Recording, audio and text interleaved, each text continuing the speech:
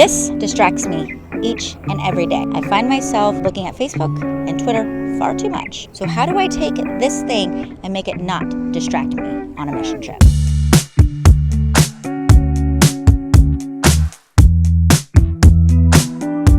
Hi, hello there. My name is Amanda. I am a short-term missionary and a mom, and I love this thing. It's a great tool when used correctly.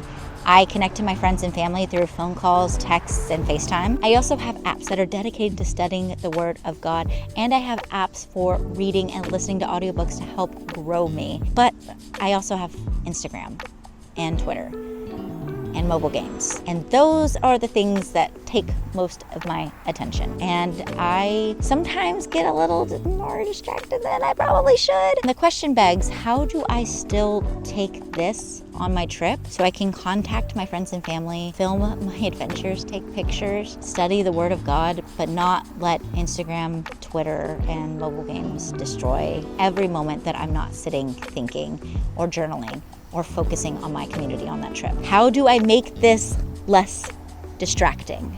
There are tons of ways to make this thing more of a dumb phone than a smartphone. But before I go into the ways to make this feel a little bit more like a brick instead of a gateway into whatever you want, I want to say having your phone on your trip is absolutely perfectly fine.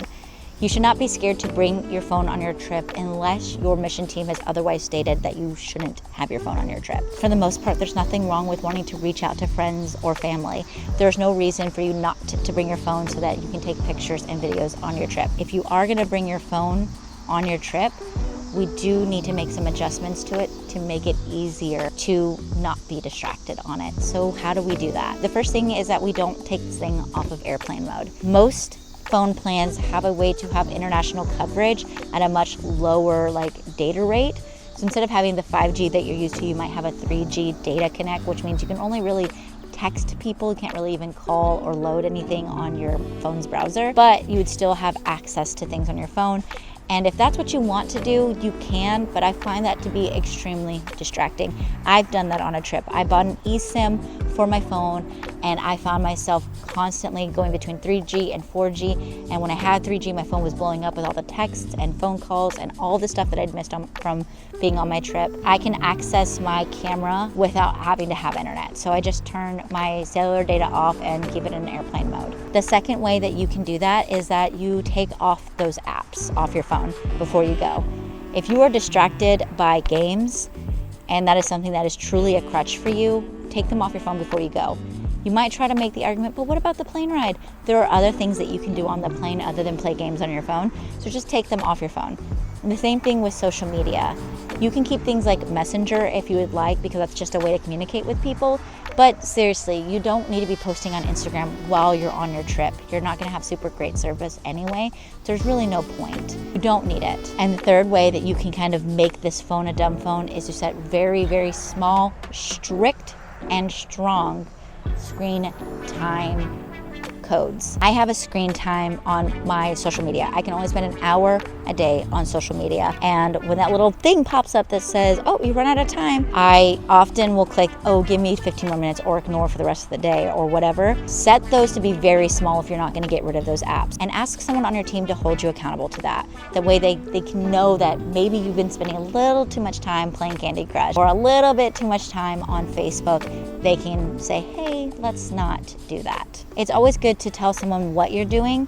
That way they can help hold you accountable. I usually delete social media off my phone before I go, and I typically keep it in airplane mode the entire time. But when I wanted to test this eSIM theory on a trip that I went on recently, I did not get rid of my social media, and even though I wasn't able to really get on social media, I was able to load a few things here and there, and it was a distractor. And I realized that that was probably not the smartest move. It was easy for me to use the excuse of oh, I need to call my son, or I need to call my husband. But my husband wasn't really available most of the time anyway, because even though we're only 1 hour apart, my son was adjusting to not having his mom for the week. There was definitely a lot more that I could have been doing with my time than trying to get Facebook or Instagram to load, so I could check to see if people have messaged me, which they didn't. I don't know why I thought people were gonna message me through Instagram. If you do need to reach out to your family members, but you really do wanna have your phone on airplane mode, see if someone else on your team has some sort of hotspot, or many places that you travel as you're traveling through your country will have Wi-Fi for just a moment. And if you need that moment to like, hey, I just need to FaceTime my mom real quick and just check in with her, go ahead and do that. And if your family's worried that they won't be able to get a hold of you for an emergency, make sure that they have your team leader's name. If they have your team leader's name and number, they can call them if there's a family emergency and they'll be able to help you out. There was someone on the trip that my husband went on last year that got news that a family member of theirs had gotten really, really sick and was probably gonna pass away while they were on the trip. And she didn't have her phone on her. She didn't get the news through her phone. She got it through the leader of our team, and that was really like important that she was able to share that with her team leader, and she didn't have to hold it in. So her team leader was there for her in that moment. So this thing is a great tool, and we use it to connect with people, but let's not let it distract us from connecting with the people that we're with in the moment. And one of the best ways to do that is to just make this thing a dumb phone. Thank you so much for watching this video. If you enjoyed it, go ahead and give it a thumbs up. That lets me know that you did enjoy the content. You want to see more stuff like this.